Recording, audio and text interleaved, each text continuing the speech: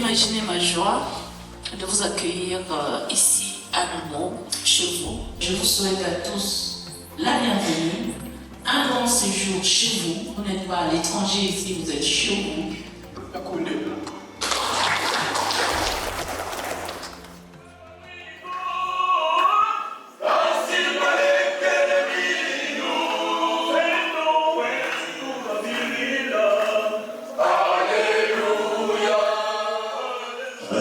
Silang Tuanako, Tuenalika, sama Protekon. Ikuna, Tujubatsana Geye, Tatamana Geye, Namanisana Geye.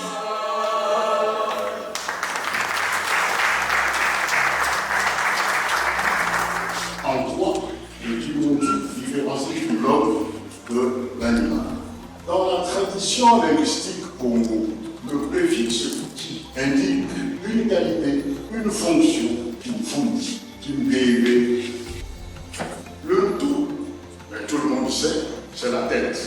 Puisque Dieu a créé un Congo animé. Une Kéliba. Un Congo a toujours pratiqué la vérité, l'honnêteté et l'intégrité. L'Inde, savoir parler, une vertu du monde. Étant donné que les Mbongi, qui était le lieu d'initiation, n'existe plus, est-ce que cela veut dire que nous, les Congos, nous ne sommes plus initiés au principe de Kimuntu qui nous permettait réellement d'être les Congos et pour lesquels on nous reconnaissait en tant que Congo? C'est ce que vous êtes en train de faire pour le consulter le monde. J'espère que cette activité sera pérenne. Mais on a peur de l'assumer. Notre propre culture, notre propre chose. Oui, nous avons des écoles initiatiques.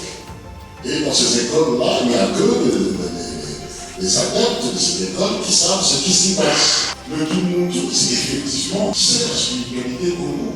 Les développations précisément des chercheurs font sur le Kimuntu, c'est en toi le qui en tant que préfixe, le nous en tant que indiquant un lieu et le nous.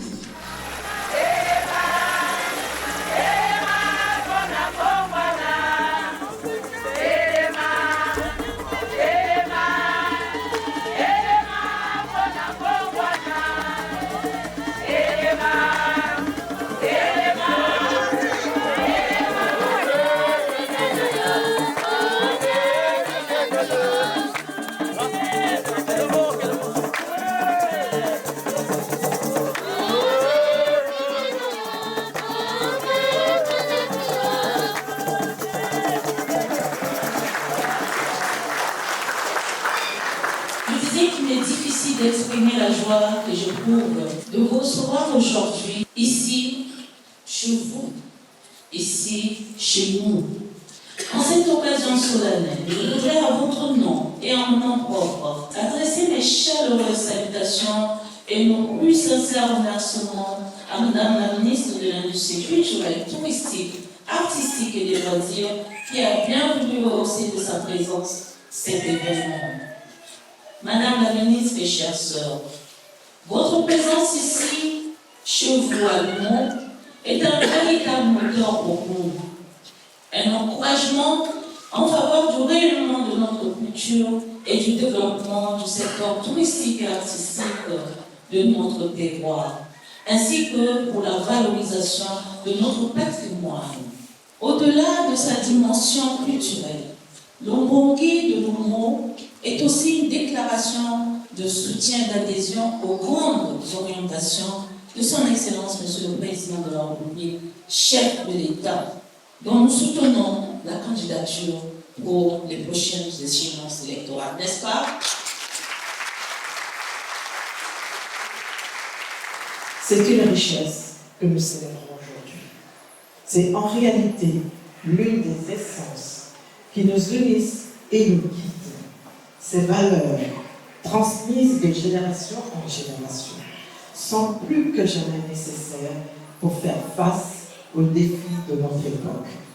Nous voudrions ici citer la préservation de notre planète, la lutte contre les inégalités et la construction d'une société harmonieuse. Le Mbongi, espace traditionnel de dialogue et de partage, symbolise parfaitement notre vision. Il est un lieu où les voix de tous se rencontrent, où les contradictions s'expriment, puis se transcendent, où les solutions émergent collectivement. Nous souhaitons à ce Mbongi culturel Lumo 2025 un moment d'échange fructueux, de découverte et d'engagement concret. Que ces journées nous inspirent à agir pour préserver notre culture, protéger notre environnement et construire un avenir durable pour les générations futures. Je déclare ouvert le Mbongi culturel de Lumo 2025.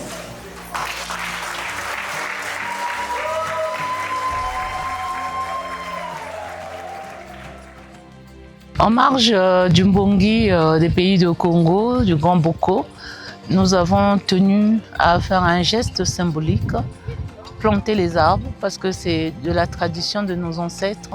Ici, ce sont des districts, des pays qui ont la tradition de planter les arbres fruitiers. Donc il y a eu les introductions des arbres fruitiers comme les agrumes, les avocatiers, les litchis, les mangoustaniers. Donc aujourd'hui, ici, dans ce site, nous plantons donc des avocatiers dans ce site et pour permettre à tout le monde de faire ce geste symbolique pour marquer notre Mbongi de 2025. Nous avons voulu donc faire cette belle plantation d'avocatiers.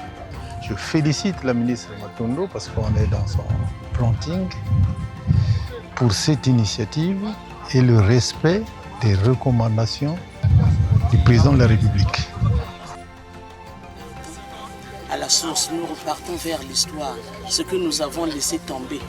Or qu'il faut que nos enfants, est-ce qu'il faut qu'on comprenne l'histoire, c'est comment hein? Le Muntu, il y a des choses qu'on doit connaître pour éviter certaines erreurs dans la vie.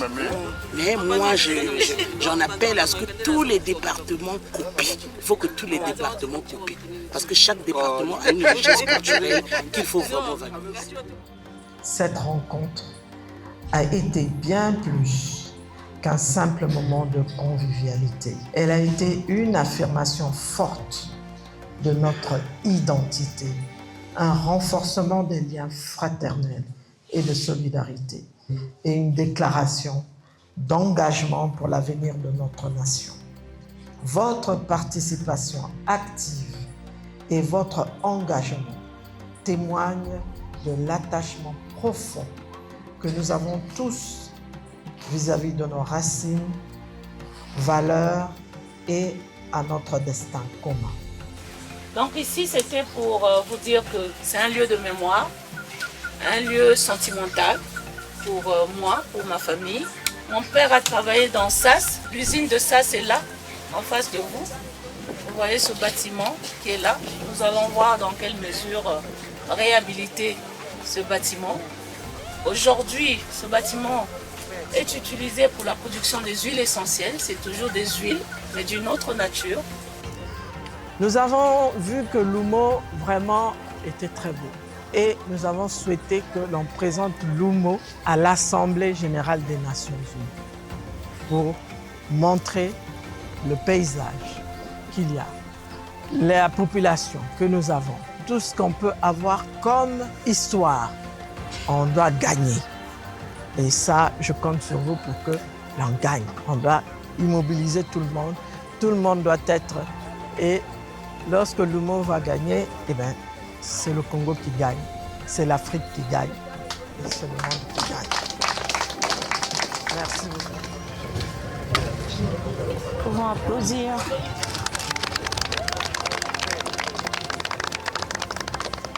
Donc voilà, ça c'est un modèle des briques que nous produisons ici à Lumo, à la briqueterie de Lumo. La brique coûte 250 francs.